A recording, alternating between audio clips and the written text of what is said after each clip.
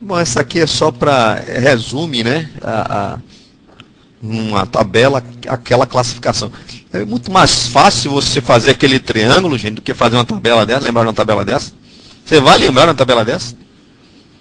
Não vou. Agora, aquele triângulo não é fácil de você lembrar? Não é mais fácil? Sim, mão, contundente, um murro, um tapa, exatamente. É uma arma natural. Tem uma questão da classificação das armas aí que eu não quis nem botar. Tem arma própria, arma imprópria. Eu não quis nem botar. Pra gente não, né, perder tempo aqui. Mas a arma, a mão seria uma arma natural. Um caco de vidro é uma arma imprópria. A faca é uma arma, gente? Não é não. Não é não. A faca não é uma arma. A faca é uma ferramenta. Se fosse assim, vocês estão sabendo que hoje vai ter uma passeata do Sem Terra, né? Já ouviram falar dessa passeata que estão fazendo? Não, estão reunidos, parece, pela BR aí, para poder descer. Parece que é a mãe que o bicho vai pegar. Como é que eles caminham? Facão, foice, cheio de ferramenta. A polícia prende. É arma? Não é arma, não. É instrumento de trabalho. Se fosse assim, quem vendia foice, quem vendia facão tinha que ser controlado. Porte legal de facão. Tem isso? Não tem. Mas pode ser utilizado como instrumento para uma arma? Pode. Então é uma arma imprópria. Ela não é propriamente uma arma, porque a arma, propriamente dito, é um instrumento que foi fabricado pelo homem para atacar ou defender. Isso é que é uma arma. O conceito de arma é isso, arma própria. Certo? Facão, faca, machado, arma imprópria. Pedra, arma imprópria. Tem uma arma branca aqui. Na verdade, tem trabalhos muito bons na internet de um português sobre arma branca, lesões provocadas por arma branca. Né? Dizem para isso, armas que não são de. Que não são de arma de fogo, né? Imprópria. Existem armas. Existe faca de guerra? Tem faca de guerra. Essa é uma faca. Essa faca de guerra, o pessoal usa na guerra, tá, aquela faca toda, é uma faca. É uma arma imprópria aí? Essa não, essa é arma para matar. Se foi feita para matar, é arma própria. Então a faca pode ser própria, pode ser imprópria. Depender da finalidade com que ela foi feita. Tá vendo essa estrelinha aqui? Essa estrelinha está dizendo o seguinte: vai cair uma questão na prova sobre projeto de arma de fogo. Essa estrelinha quer dizer isso. Porque eu só adivinho? Não, gente. Você olha as estatísticas aí. A quantidade de homicídios aqui em Salvador aumentou muito. Eu vejo no meu dia a dia. Quando ingressei na perícia criminal, eram 8 casos de homicídios por final de semana. Hoje, 28, 30, 32. No final de semana, não falei na semana toda. A semana dá 40, 45. 6 anos só. Quintuplicou a violência aqui. Quintuplicou. E desses 40 homicídios que ocorrem, 90% é por arma de fogo.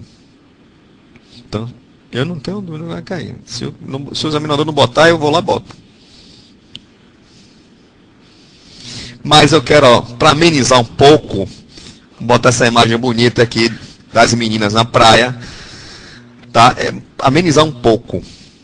Eu vou pedir a vocês tenham um pouco de paciência e de tolerância em algumas imagens que nós vamos ver aqui, certo? Mas é necessário, é importante que vocês olhem de um ponto de vista do conhecimento, que são imagens desagradáveis de lesão, lesões gravíssimas, mas vão servir para aumentar o seu conhecimento. E alguém tem que fazer a verdade aparecer, né? Alguém tem que investigar, certo? E esse alguém é você, certo? Bom, por que eu coloquei essa imagem? Que a pele é o maior órgão do corpo humano, certo? E é a primeira barreira de uma lesão. E a pele vai ter uma importância fundamental na área da medicina forense. Fundamental. Nós vamos ver de que forma isso vai se apresentar. Você está vendo aí as camadas básicas da epiderme. Lembrem, eu trouxe aqui o meu modelinho de pele. Falei a vocês que a pele é formada basicamente pela epiderme, essa camada mais grossa, onde você tem células mortas, certo? A camada da epiderme aqui, é a camada sinuosa. Repare que ela se projeta na derme, a derme está logo aqui abaixo, acompanhando a formação do folículo piloso, da onde nascem todos os pelos do seu corpo. Tenha paciência, essa aula de biologia vai ser muito importante para você, certo? Isso tem tudo a ver com a identificação genética e DNA, certo? Repare como a derme, a epiderme, perdão. A epiderme aqui. Essa epiderme tem outras camadas. Tem outras camadas aqui, certo? Vai dar uma passadinha só para lembrar. E aqui embaixo, a derme, que faz parte da derme. Abaixo da derme tem a camada de gordura. Basicamente esse conceito que eu quero que vocês se lembrem. Lesão na epiderme, escoriação, arranhar, né? A lesão se regenera, forma aquela crosta serossanguinolenta, né? Que a gente chama de cascão, se regenera e tudo mais. Lesão na derme só se regenera formando cicatriz. E é para sempre, é uma tatuagem. Agora, se ela atingiu a hipoderme, é como se tivesse atingido a derme. Ela vai fazer cicatriz, vai sangrar, porque essa é uma área bastante vascularizada, cheia de nervos. Também. Bom, agora veja essa imagem aqui. Foi o que eu fiz. Peguei essa imagem aqui para mostrar assim, a separação assim, da camada da epiderme. A epiderme aqui em cima. Tá vendo umas células mortas? Células mortas ali. E aqui a camada da derme, células vivas. O folículo piloso, né? Adentrando na... Agora eu queria mostrar para vocês essas saliências aqui, tá vendo?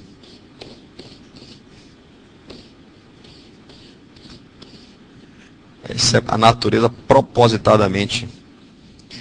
Ela projetou a derme assim, para justamente haver uma aderência maior entre essas camadas, né?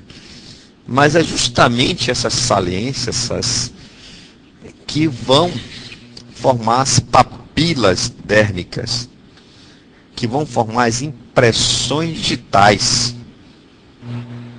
As impressões digitais que vão ser que vai ser a primeira forma de você identificar uma pessoa, a forma mais utilizada hoje por todas as polícias e a forma mais barata, mais rápida também. Até mesmo antes de você fazer um exame de DNA. E tão inequívoca quanto o DNA. Ou seja, você identifica uma pessoa pelo digital, praticamente você não precisa de mais nenhuma outra prova. E acontece muito de cadáver, quando chega no nosso instituto, de identidade ignorada. Né? E nós recorremos primeiramente às impressões digitais do cadáver. Coletamos e fazemos uma pesquisa no Instituto Pedro Melo. É por isso que o Departamento da Polícia Técnica é composto pelo Instituto Médico Legal, o Instituto de Criminalística, onde tem os peritos criminais, e o Instituto de Identificação Pedro Melo. Que lá nós temos a identificação civil e a identificação criminal. E a partir desse ano, eu não me lembro agora se foi esse ano, mas recente, toda pessoa que cometeu um crime deverá fornecer obrigatoriamente o seu DNA. Vocês sabiam disso? Bom, professor, mas não tem aquela história de que você não pode produzir prova contra si? Até então, depois dessa nova lei, será obrigatório a pessoa que cometeu um crime oferecer seu DNA para entrar no banco de DNA criminal. Federal. Não. Eu tenho que, não sei lhe dizer agora, mas não é qualquer tipo, não. Crimes mais graves, crimes hediondos, casos assim. Então, pessoal, agora, mais uma vez aqui as camadas, tá vendo ali as camadas da epiderme, as camadas da derme. A camada da epiderme tem outras camadas, certo? Mas o que eu quero, até botei aqui umas camadas, além das camadas da... Tem 1, 2, 3, 4, 5, né? Mas o que é importante você saber é o seguinte, que na base aqui da epiderme, existe células chamada camada basal, que é onde nascem, vamos dizer assim, as células da camada dérmica, né? E elas vão morrendo, né? À medida que vão se superficializando. Mas, e daí, professor? O que é que isso tem a ver? É o seguinte. Primeira camada basal, também chamada de camada de Malpighi, é onde são geradas as camadas da epiderme. E essas células são vivas. São vivas. Agora preste atenção, porque isso vai ter uma importância muito grande. O que quer dizer com isso? Que são células vivas. Elas têm núcleo. Certo? Então, essas células aqui, elas têm núcleo. E se elas têm núcleo, possui o DNA. Possui o código genético. Certo? Então, você pode fazer identificação científica se você tiver a amostra dessa camada aqui.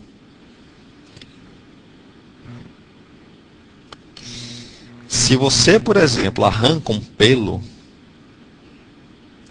você extrai aquele pelo ali, ó, do fundo. Você traz ele no fundo aqui. Então, a base desse pelo ali tem células vivas. Células com DNA do pai e da mãe. Células com núcleo. Agora, se você corta um pedaço daquele pelo ali, você não tem células vivas. Você não tem núcleo. Certo? Mas, mesmo assim, ainda nem tudo está perdido. Certo? Vamos ver. Então, à medida que você está subindo, essas células Você vai encontrando células sem núcleo, chamadas nucleadas. Não existe mais o DNA do pai, nem o DNA da mãe. Como é que eu quero chegar a esse aqui? Agora, essas células mortas aqui, mesmo mortas, elas possuem mitocôndrias. Não são núcleos, mas são mitocôndrias. Esses mitocôndrias têm um DNA, certo? E o DNA do mitocôndria, ele serve para identificar o código genético da mãe. Então, veja bem. Um pelo cortado, ele só lhe dá a possibilidade de você comparar aquele indivíduo com o DNA da mãe dele. Mas não dá para você dizer se aquela pessoa veio de determinado pai. Porque não tem núcleo.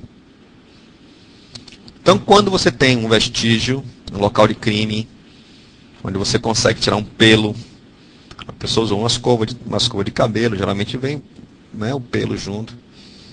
Ali sim, na base do pelo, do folículo piloso, você tem o DNA do pai e da mãe, e você pode fazer uma comparação completa. Casos, por exemplo, de pessoas carbonizadas. Às vezes a pessoa é carbonizada, mas as partes internas do corpo não é completamente carbonizada. Pessoa que sofre, por exemplo, eletropressão. Falei certo, viu? Eletropressão, não falei. Não é eletropressão. A gente vai ver isso. É um choque, né? Uma corrente elétrica que passou pelo corpo da pessoa, uma corrente elétrica artificial. É eletropressão. Ela carboniza por fora, mas às vezes internamente os órgãos se conservam.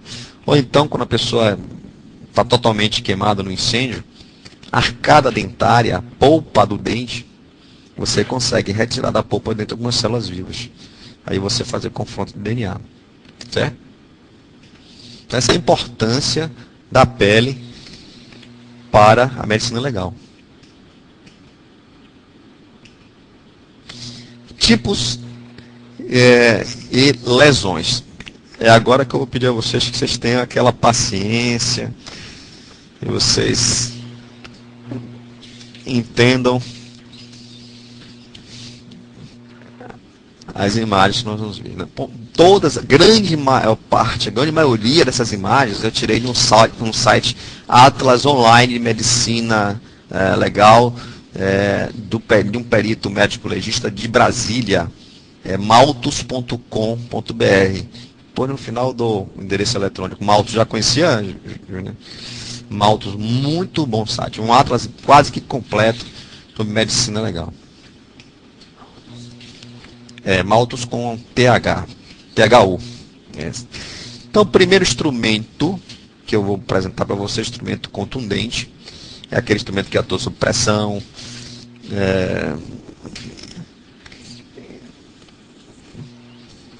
o seu peso ou sua energia cinética estão animados, movimento, esmaga tecido, rompe vaso sanguíneo, vaso linfático, causando aquela contusão, aquela lesão em forma de um plano, né? Essas lesões contundentes, elas podem ser superficiais e podem ser profundas. Não vamos falar de todas as lesões aqui, porque nós perderemos muito tempo, né? Então eu escolhi a equimose aqui, ó, como a lesão mais importante para a gente estudar, porque ela dá várias pistas para o médico legista. Inclusive tem um caso daquela procuradora Vera Lúcia, não sei se vocês se lembram desse caso, eu vou botar aqui apresentar para vocês verem como foi que os peritos concluíram. E tem um caso da menina Nardoni também, que a gente pode também dar uma olhadinha aqui.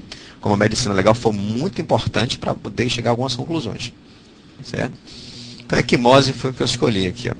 Dessas lesões profundas, vamos ver, não vamos ver todas, obviamente, vamos ver mais as feridas. Certo? Então a mais simples de toda aqui, ó, o site maltus.com.br. É carregado, as imagens são grandes, são carregadas, viu, Juliana? Rubefação, aquela imagem, por exemplo, aquela lesão superficial, aquela lesão contundente. certo? O que é que chama atenção aqui para a medicina legal? É uma efêmera, uma lesão efêmera, ela é muito rápida, mas ela tem uma coisa muito interessante. O que é que vocês percebem nessa imagem aqui? Alguma coisa interessante, alguma coisa aqui? Uma forma. Parece o que isso aí? Pode ser um ferro, um chinelo, podia ser um chinelo. Parece, tem até a marca da Havaiana aqui, ó. O buraquinho, tal, sei. Não sei, aqui, não sei, pode ser outra coisa. Mas o fato que essa lesão, quando ela caracteriza a forma dela, quando ela é característica do instrumento, ela tem um nome, e esse nome vocês vão ter que gravar. Lesão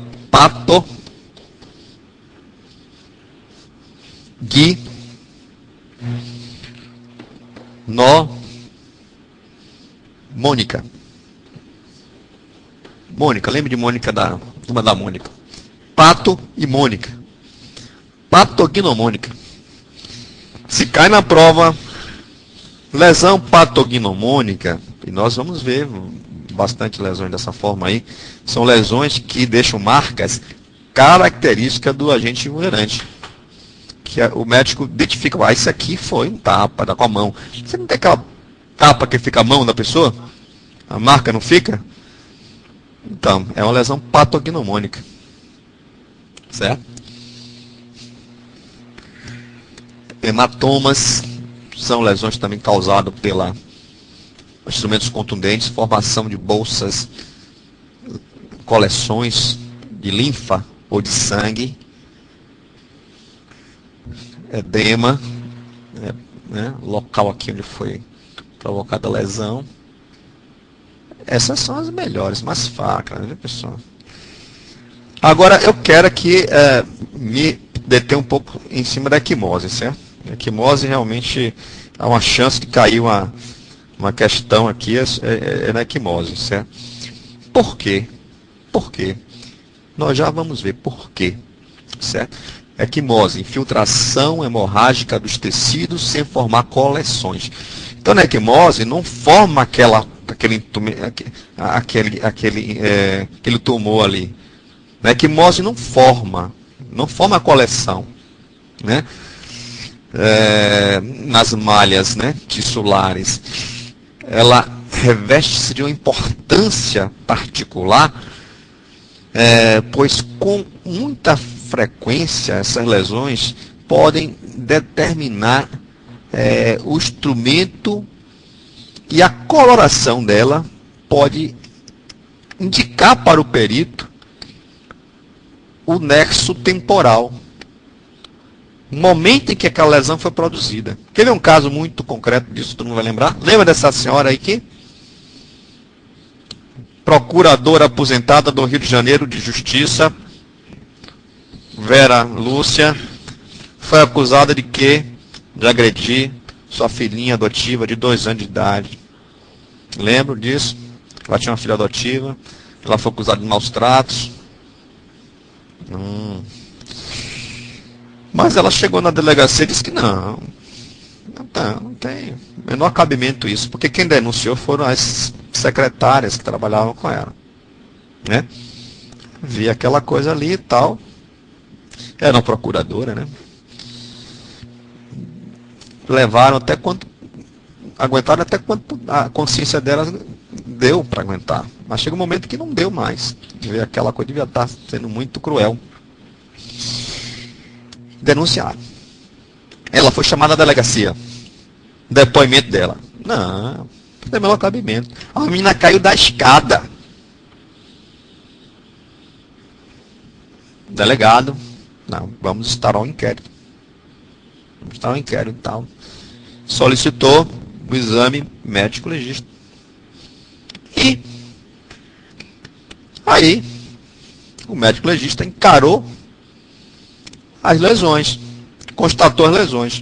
E ela não negou que existiam lesões. Ela disse que era um acidente, que a menina caiu da escada. Mas ele encontrou lesões desse tipo, equimoses. Equimoses são lesões que não formam coleções, Equimoses são lesões que deixam marcas, manchas, certo? Essas manchas, elas vão se desaparecer. Elas vão levar um tempo e vão desaparecer. 20, 30 dias depois ela desaparece. Mas, quando acontece a lesão, o sangue extravasa dos vasos e a hemoglobina, que é uma proteína, ela começa a passar por fase de degradação, certo? E em cada fase de degradação, ela vai mudando de cor.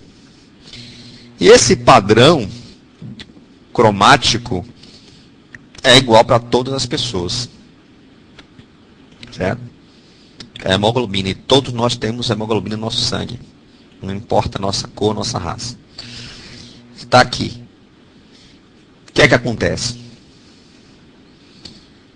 Esse disquinho aí eu que inventei esse negócio, para ficar mais fácil de você entender. Aqui é como se fosse um disco cromático, onde você tem a evolução das cores. Primeiro dia, a cor, pessoal, me perdoe, isso aí foi feito por mim, então as cores não são fidedignas, certo? Só para dar uma noção a vocês, certo? Então, primeiro dia a cor é roxa, um escarlate assim, por causa da cor da questão da hemoglobina, né? Do sangue.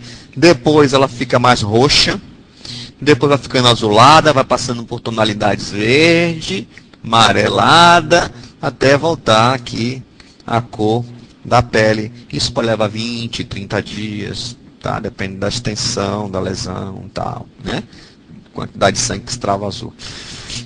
O que é que aconteceu? Quando o perito legista avaliou as lesões da criança, observou que tinham várias equimoses de diversas cores. Roxa, esverdeada, azulada. Não. Essa criança não sofreu uma queda e simplesmente esse evento não foi um evento único. As lesões foram sucessivas em momentos distintos. Perfeito? É um exemplo prático de como a lesão ela é utilizada pelo legista para compatibilizar nexo de causa ou tempo. Tempo e causa também, né? E causa também. Aquela de cair da escada e, na verdade, não foi, né?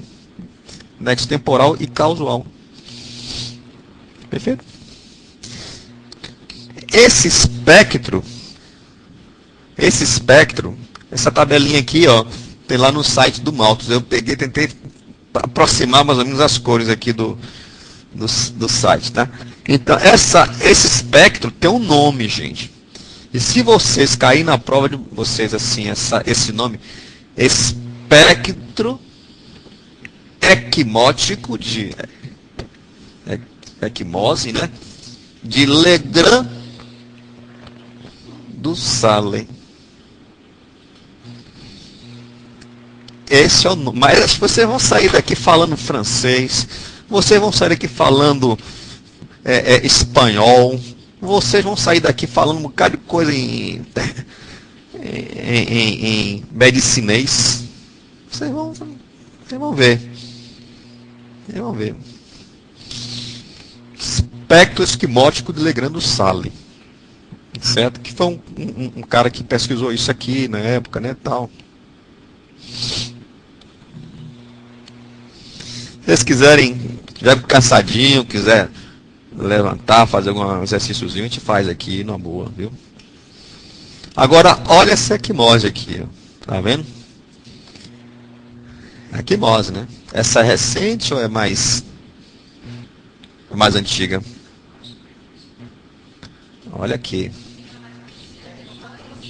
Ela é mais recente. Olha, mais antiga. Mais recente. Mais recente aqui, ó. Aí de cima. Mais... É mais recente. Ela pode ter 1 ou 2 dias aí, no máximo. Uma semana, no máximo. Uma semana. Eu diria até menos. Agora, E essa aqui?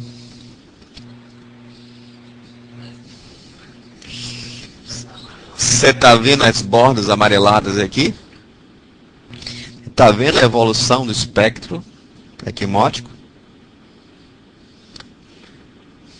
Você percebe? Aí você, veja bem, chega uma senhora na delegacia. Doutor, o senhor está vendo essa lesão aqui? Meu marido me deu uma surra ontem. Aí o delegado olha assim, senhora, seu marido pode ter realmente dado uma surra, mas não foi ontem não.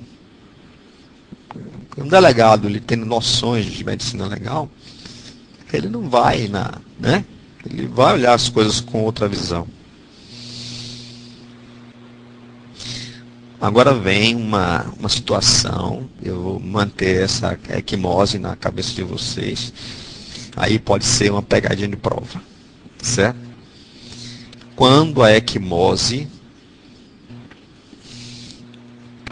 é na parte branca do olho. Sabe como é que chama aquela parte branca do olho? Juliana, você é farmacêutica, bióloga, é esclerótica, não é isso? Você é de que área? Você é de que área? É a minha auxiliar, você vai ser minha auxiliar. A esclerótica, certo? Tá vendo aí essa lesão esclerótica? Uma equimose. Tá vendo? Quantos dias tem essa lesão aí? Quem se arrisca a dizer, mais ou menos? Posso achuta, mais ou menos. É recente ou antiga? Todo mundo errou. Que disser que é antiga, continua errado. A lesão na esclerótica, ela sempre permanece vermelha até a completa cura dela. Por quê, professor? Porque o olho humano é bastante oxigenado. E a hemoglobina, ela se combina bem com o oxigênio. Então, o sangue derramado que extravasou, ele não passa por aquele espectro equimótico, ele não vai mudando de coloração, porque tem sempre oxigênio ali para ela se combinar. Então, a pegadinha na prova pode vir de uma lesão desse tipo, certo? Não, não tem. Se vier na prova, lesão equimótica na esclerótica tal, é possível determinar o tempo. Falso. Não pode. Não tem. Rosinha, até sumir. Vai diminuindo esse vermelhidão até sumir, mas vai ficar sempre vermelho. Certo? Não vai passar por aquele espectro equimótico de ficar azul, ficar verde, ficar amarelo. Isso não.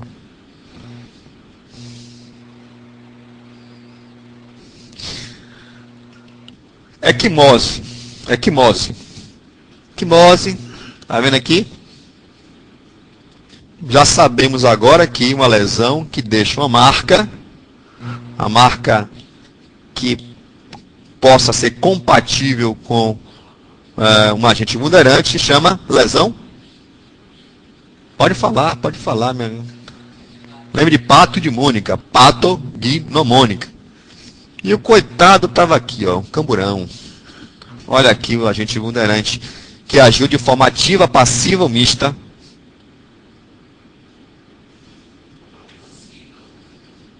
Não sei, né? De repente o cara foi empurrado, ele fechou com violência ali.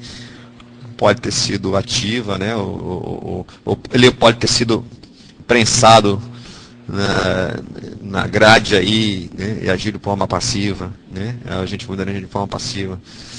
Mas, com isso, eu acho que vocês não vão esquecer mais o que é uma lesão patognomônica, né? Não vão esquecer mais.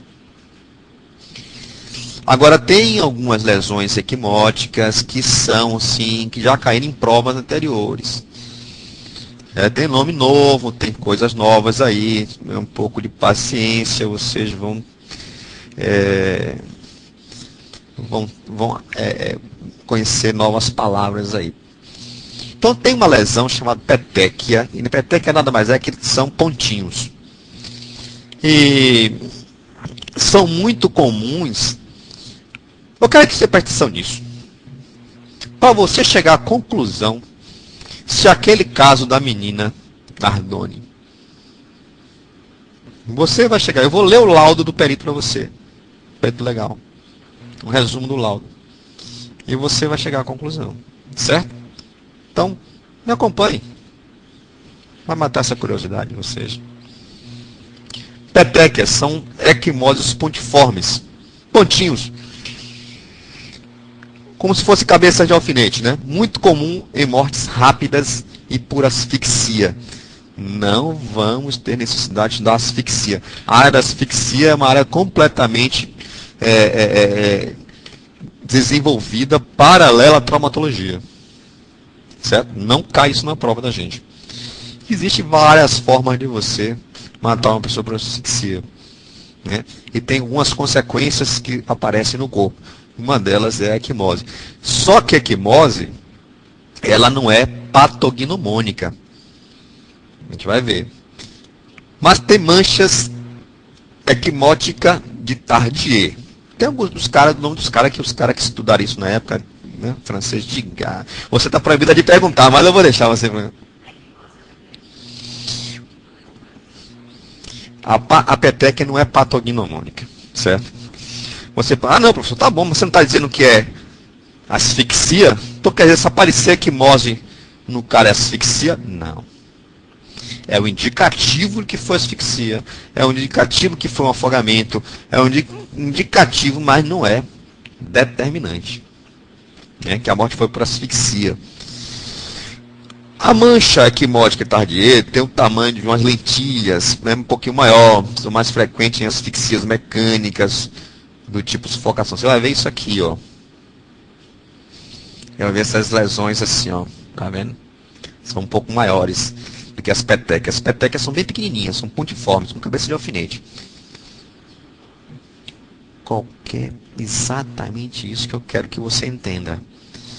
Qualquer parte do corpo. Talvez a pessoa vai morrer asfixiada e vai aparecer peteca no braço. A pessoa vai morrer enforcada e vai aparecer peteca no olho. Tá? Se você encontra uma peteca no olho, é um indicativo de que a pessoa foi enforcada, foi asfixiada. Um indicativo forte, mas não é determinante. Ou seja, não é patognomônica. Certo? Aqui você vê petequias na esclerótica, algumas nas pálpebras internas, né? Tal, tá vendo? Essas são petequias subconjuntivais. Certo? Normalmente são características de morte por asfixia, mas não é determinante. Então ela não é patognomônica. Então se cai na prova, as lesões conhecidas como petequias encontradas em pessoas que foram mortas por asfixia, são lesões patognomônicas.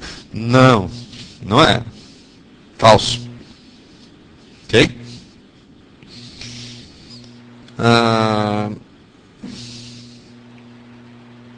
Aqui é a questão do afogamento, né? Você tem para vocês conhecerem um tipo de lesão que é essa aqui. Vou mostrar a imagem para vocês aqui as manchas de Paltolf, né? As manchas de Paltolf. O que acontece? O pulmão, né? Pulmão por afogamento, excesso de água, né? Entrou nos pulmões. Então houve a rotura dos alvéolos e dos capilares, provocando então essas manchas conhecidas como manchas de Paltolf. Então as manchas de Paltolf ocorrem nos casos de insuficiência respiratória aguda e nos casos de afogamento. Tá? Com rotura, essas são indicativas, né? As de Paltolf. Eu estou falando isso, gente, porque no caso da menina Nardoni foram encontradas essas manchas, né? Será que ela foi asfixiada antes de morrer? Né? Vamos ver no laudo o resumo do laudo do médico legista. Tá aqui. Tá aqui um rascunho aqui do laudo, tá? Bom, como é que eu vou ler isso aqui para vocês aqui, ó.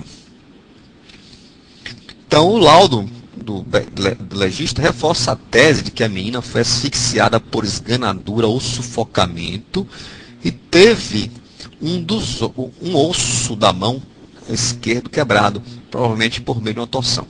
O legista consultava, disseram que tem indícios, os indícios de asfixia são 5. Ele encontrou 5 indícios de asfixia na criança. O primeiro é uma lesão cervical importante que pode ter sido provocada com as mãos no pescoço, esganadura, ou com a mão em algum outro objeto cobrindo a boca e o nariz, sufocamento. No pulmão, os exames constataram manchas de Tardieu e de Paltolf. Olha aí. Olha a medicina legal ajudando a você a entender as coisas do dia a dia. Agora vocês sabem que é mancha de Paltolf. É mancha de Tardieu. Lesões provocadas pela asfixia, indicativa, né? Paltolf, sim. Havia ainda pequenas manchas vermelhas no coração, chamadas de petequias. Olha as petequias aí, aparecendo. E as extremidades dos dedos da menina estavam arroxeadas. Por fim, a língua de Isabela estava entre os dentes. Todos esses são sinais de asfixia. No caso do osso da mão, a lesão teria ocorrido por torção e havia sinais de que a fratura ocorreu quando a garota ainda estava viva. Isso é importante. O legista ele tem condições de determinar se a lesão foi provocada enquanto a pessoa estava viva. Isso é extremamente importante para determinar se a morte foi acidental ou se foi um acidente. Será que realmente essa lesão foi da queda que a menina tomou? Né? Então, se foi da queda, ele teria como determinar. Ele faz isso seccionando, fazendo uma incisão na lesão. E se ele verifica se há rompimento dos capilares, se tinha extravasamento de sangue, se não tinha. Tá? É uma área que eu não quero nem adentrar com vocês, porque tem muita coisa para a gente ver. A inexistência de fraturas na criança, apesar da queda do sexto andar, é explicada pelo local em que caiu o gramado. E tem outra coisa também. Não sei se vocês sabiam, as crianças têm o osso da criança é extremamente flexível, né? Já tentou quebrar um galho verde? Um galho verde. Ele não quebra, né? Ele flexiona assim, né? Tal. O osso da criança é semelhante, lesão no galho verde, é a mesma coisa. Criança também, o osso é assim, é flexível. Por isso que, né, tá calcificado. Por isso que às vezes a criança cai de não sei, e não tem nada. E uma pessoa idosa cai de uma escada, morre. Né? Então, tem vários elementos aqui, né? Que medicina é legal. Esse exemplo eu trouxe para que vocês fixem essa coisa, né? Esses nomes, que fica legal, né? Você vendo esses conhecimentos e vendo a aplicação dele em casos reais. Diga. Isso. Pode acontecer. E não quer dizer que a lesão tenha sido no coração, não. Ela pode ter sido asfixiada e aparecer peteca no coração. Certo? Ela pode ter tomado uma pancada no joelho e aparecer peteca no tornozelo. Então as petecas também não indicam exatamente o local também.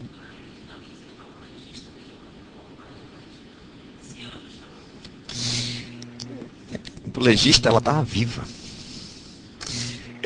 Ele fala até de uma coisa aqui, rapaz, que me impressionou também.